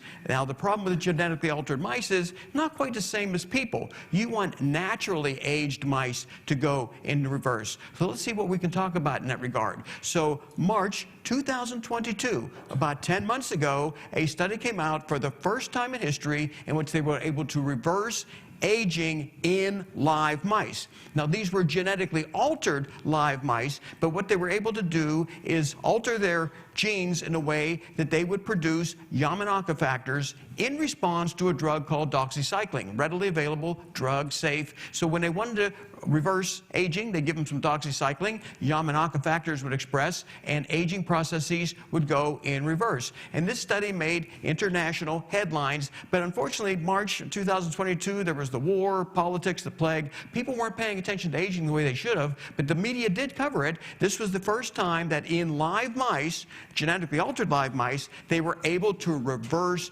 biological aging. Major accomplishment coming out of the prestigious Salk Institute, where at the cellular level and at the whole body level, they were able to see all kinds of indices of old mice turning younger in a major way. So we talked about this study quite a bit because it was groundbreaking, but that was only 10 months ago. And then Harvard did a similar study, a different way, but something similar. They also reversed aging in live mice. But what happened is, well, we want to go over the fundamentals of how this worked, because when I show you the next study results, you'll understand it better to see, once you understand what happened here with the mice that were partially reprogrammed. So what they did is they took live mice and they reprogrammed them so that in response to doxycycline, they would express Yamanaka transcription factors. Now, I've talked a lot about transcription factors here at this church, but just to review, these are proteins that control our gene expression. And the beneficial genes, when they're expressed, well, they induce youth, youthful function, healthy function. Detrimental genes, you want to turn those off. So Yamanaka factors, they turn on beneficial youth-restoring genes. And if you use enough Yamanaka factors, you can take the cells of a 100-year-old human and reverse them back down into an embryonic stage. But we don't want to have that happen to us. We'd like to be reversed back to about a 21-year-old. So the question is, well, how many Yamanaka factors do we want to have put into our aged body? We don't know the answer to that question. But what they found out in this study is longer administration, never before done, demonstrated better benefits. So we at least know more Yamanaka factors are yielding better results. And very important, no toxicity or cancer risk was detected here. Because a lot of people, and this is, I don't want to scare you, but when it comes to regenerative medicine, people are afraid, well, you're also going to maybe create some cells that are malignant. And well, so far, at least in this study and several others, that has not happened. So that's very, very good news. But this study, again, showed the younger youth-promoting benefits of the Yamanaka factors induced by doxycycline in genetically altered mice. Less inflammation, skin cells looking better, fewer senescent cells, all kind of good stuff, except at the bottom, they didn't collect any data on lifespan. They were reversing aging in the mice, and then I guess they just killed them off. They didn't measure that. And this happens sometimes when you don't have the funding. You don't have all the money you need to carry on a study for a long period of time. You show something like age reversal, the big question is, well, how much longer did they live? We didn't know. We didn't know. Well, that all changed just earlier this month.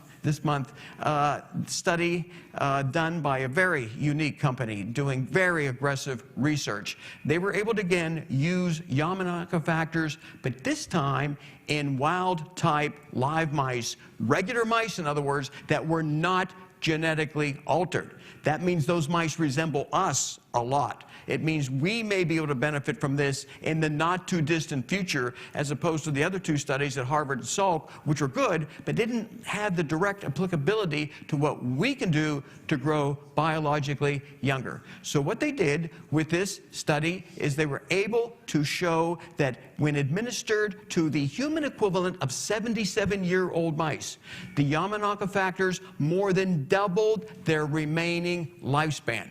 Reduced frailty, all kinds of age reversal benefits were demonstrated in wild-type normal mice. These were not genetically altered mice. And they were able to do this in a unique way. But the significance of this is, if you're a 70-year-old, let's say, you're projected, if you're healthy, to make it to about 85 years of age. You get about 15 more years of life.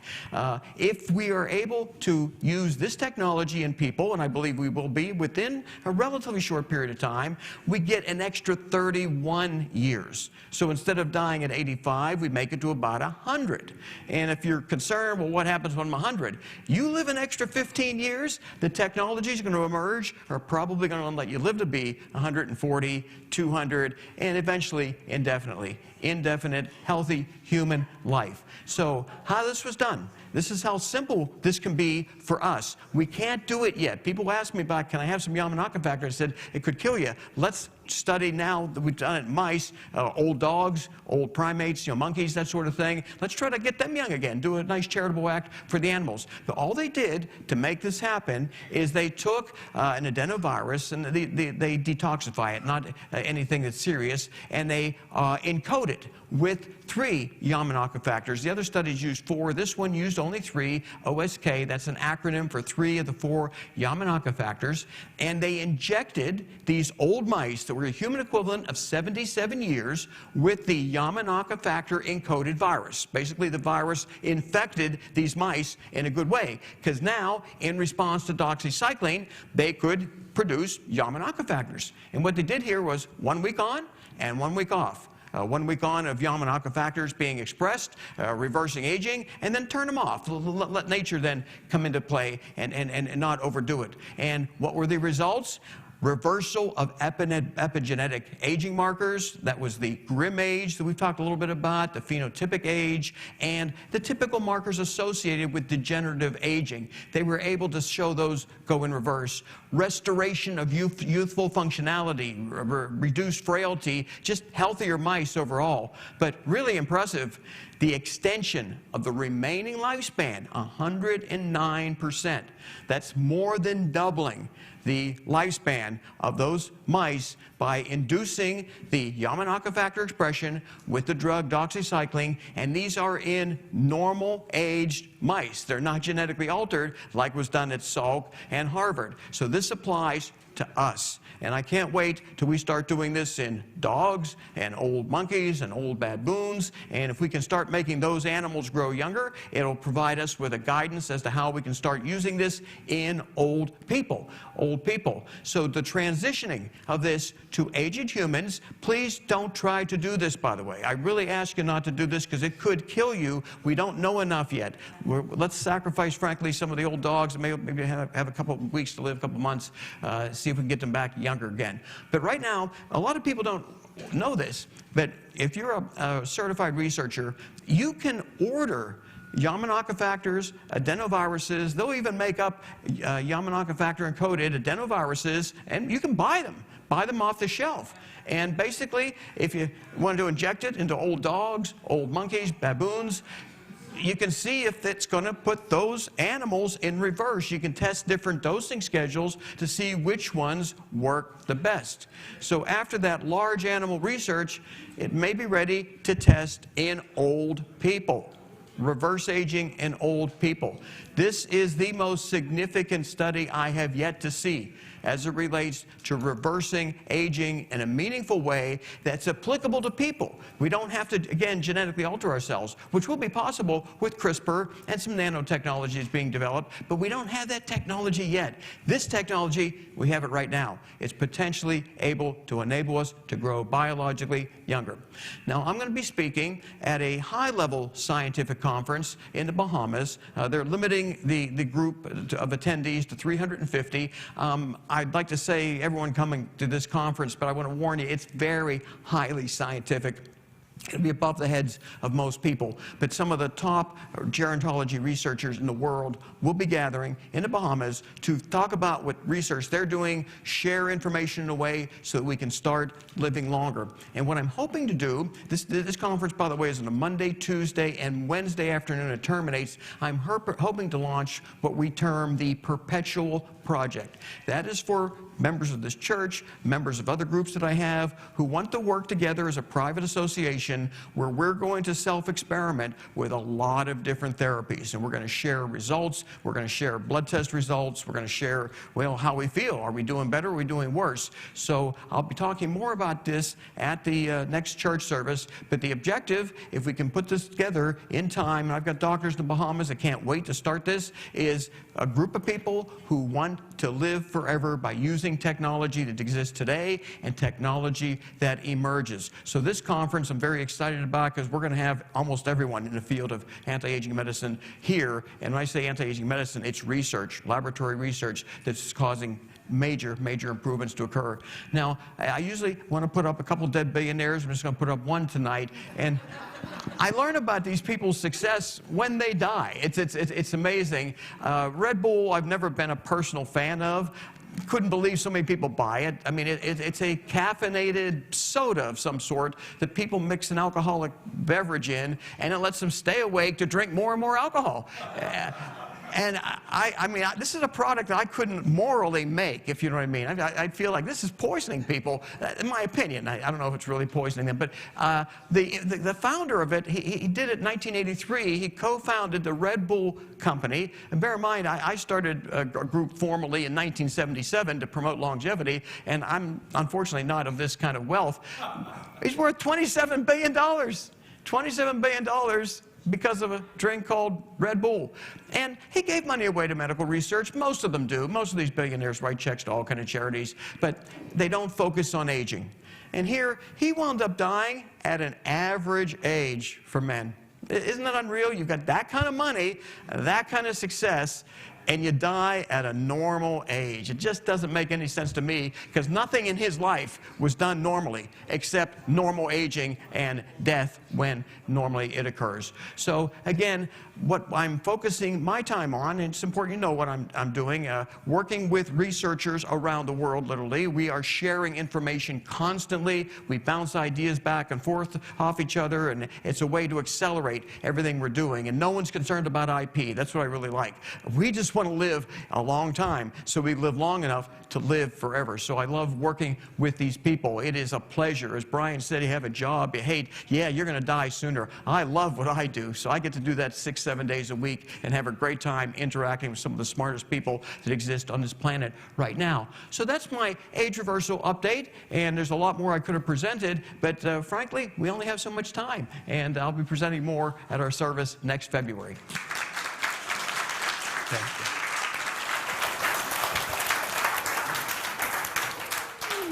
We do have time for some questions for Bill, and I see some there. One of the questions that came in was, what's something that an average person can do to reverse their aging or help to be more healthy than they could be now?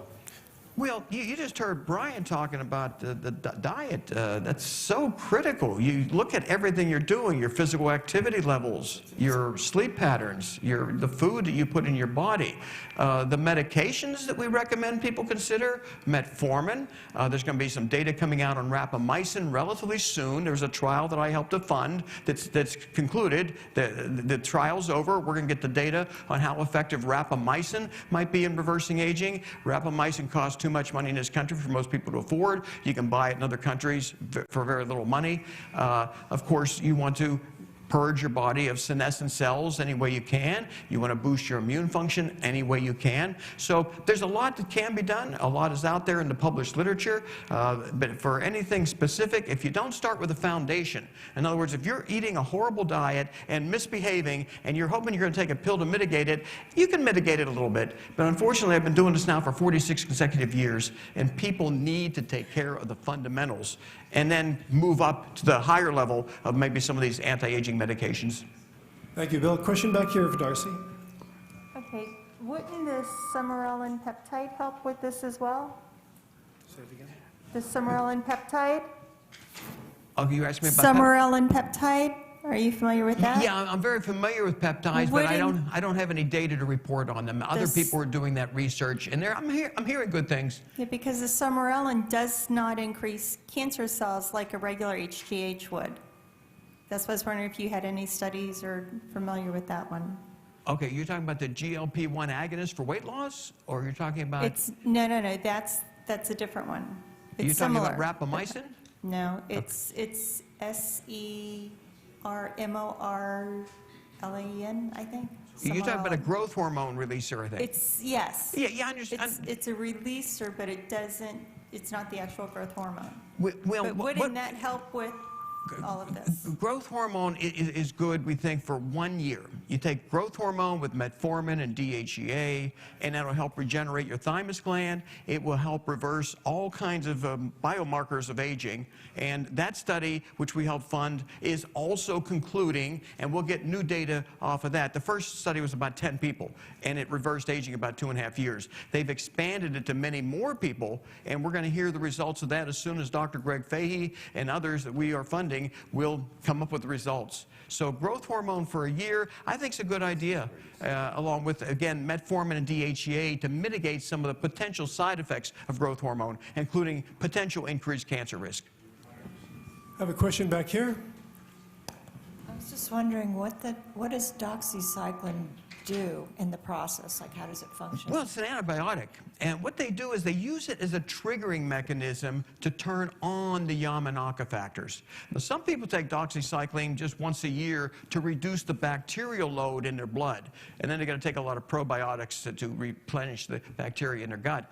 But for whatever reason, doxycycline seems to just turn back on Yamanaka factors if your body's able to produce them. So don't take doxycycline necessarily now to get Yamanaka factor benefits, because you won't get much or any. But once we're able to infect you basically with an adeno in Yamanaka factor encoded virus, then you'll be going on doxycycline for periodically, whatever the dose schedule turns out to be that's optimal to reverse your aging. The idea is to move you down as it relates to your biological age till you hit a level that you're comfortable with. And then stay at that level by just taking doxycycline when you feel you're starting to grow older. So, I mean, we actually can talk about that technology today. I could not have talked about that 30 days ago. That is how fast this technology is evolving. Mass media is picking up on it. Scientific journals, conventional medical websites, they're recognizing we're understanding aging and we're dealing with ways to circumvent it. I have a question back here, Bill. Yes, there's a lot of interesting talk about longevity physically and biologically. How does the cognitive function is going to fit in with longer age? So if you get to 100, 105, how does the mind function fit in with that? With the research? Well, everything that you do to stay alive longer, it favorably affects brain cells in a way that you have reduced incidences of dementia, Parkinson's, the typical neurodegenerative conditions. They emanate in a systemic way. Early stage Alzheimer's can be reversed with aggressive dietary interventions. We've seen people go from a point where they were going to potentially have to lose their independence and regain their independence by following very aggressive dietary exercise, supplement, medicinal interventions. So if you live to be 105 via the route that we're suggesting people may be able to take, you should have very good cognitive function. You should have neuroregeneration. And there's data just using young plasma can restore connectomes, can restore neurological function function, including growing new brain cells called neurogenesis. So if we can regenerate the whole body, we're likely to also be regenerating the brain. Bill, another question back here. Can you just describe what Yamanaka factors are again? Yeah, Yamanaka factors are proteins that regulate our gene expression. Now, there's all kinds of transcription factors, some good, some bad. But the Nobel Prize in 2012 was awarded to Dr. Yamanaka for discovering 4 transcription factors that reverse aging at the cellular level. So in the early 2000s, in the Petri dish, they were taking old cells and making them young again. And that technology kept improving, and then they started using it in live animals just recently, and they're seeing the age reversal occur systemically in the entire animal. So Yamanaka factors, proteins that are able to favorably influence gene expression so our cells grow younger rather than continue to grow older. If that's, it's not something you just eat or take or something. It's a little bit more complicated. Would any antibiotic work, or is it just that particular one? As far as anything you can do now to induce Yamanaka factors, I'm not aware of anything. These proteins, to get delivered into our body, need to be encoded into a virus at this point. Then you get injected with the virus, which then infects your cells with Yamanaka factors. And then when you take the doxycycline, those Yamanaka factors express themselves and rejuvenate cells. That's the theory right now that's going to be worked on very aggressively with large animals. I hope I'm clear, and I know this is very highly complex molecular biology, but it's what scientists are studying now in earnest. I mean, they're putting huge amounts of resources into translating the cellular research, the small animal research, into larger animals, and eventually us. Bill, a question coming from Zoom and online live streaming is, are there any more Yamanaka studies coming up soon that you know of? I don't know. When I go over to the conference in the Bahamas, I'll probably learn about a lot of them, and I suspect there are a lot of studies. Typically, I get the results. And until I see the results, frankly, I could review 100 studies and think, well, I just spent a couple days of my time reviewing what people are doing, but if I don't see the results, it doesn't do me or you a lot of good at this point. We have a question right here. Living to 104 is great. I don't want to live in a 104-year-old body. Is there any research on reversing the physical body, or does that go hand in hand? Thank you. Well, if you were able to reverse aging with Yamanaka factors, if you're able to reverse aging with CRISPR gene editing technology, which could be edited, you could actually edit your genes in a way that they produce Yamanaka factors in a favorable way. Nanotechnology, no one wants to be a dilapidated person living in misery. The idea is we're looking for people to live in a very healthy state for a very long time, and our objective is to reverse aging down to a point where you feel like you're 21, 25, whatever age you're comfortable at, get you back biologically to that identical age. So we're not looking to make a bunch of sick old people live a couple years or a couple decades longer. We want to grow younger. I mean, I'm going to turn 69 this year. It is scary. So you can imagine the acceleration that me and scientists my age are working at to make this a reality for us and people we care for. Okay, ladies and gentlemen, Mr. Bill Faloon. Well, you can find a link at the top of our website, and you can rewatch this. You can rewatch this, and we'll have also some of the PowerPoint presentations that you can follow along with. Next month, our service will be another hybrid presentation, in person and Zoom and live. And we have a great speaker, Dr. Ashish Tripathi from the Tsar Labs. They have a new and amazing method of early detection of cancer. It's truly cutting edge, and you're not going to want to miss it. He's going to be coming overseas to visit with us. Well, thank you for attending our service. And let your friends know about the recordings. Thanks for being here tonight. And don't forget about the book signing. Brian's going to be up here with a book signing right here.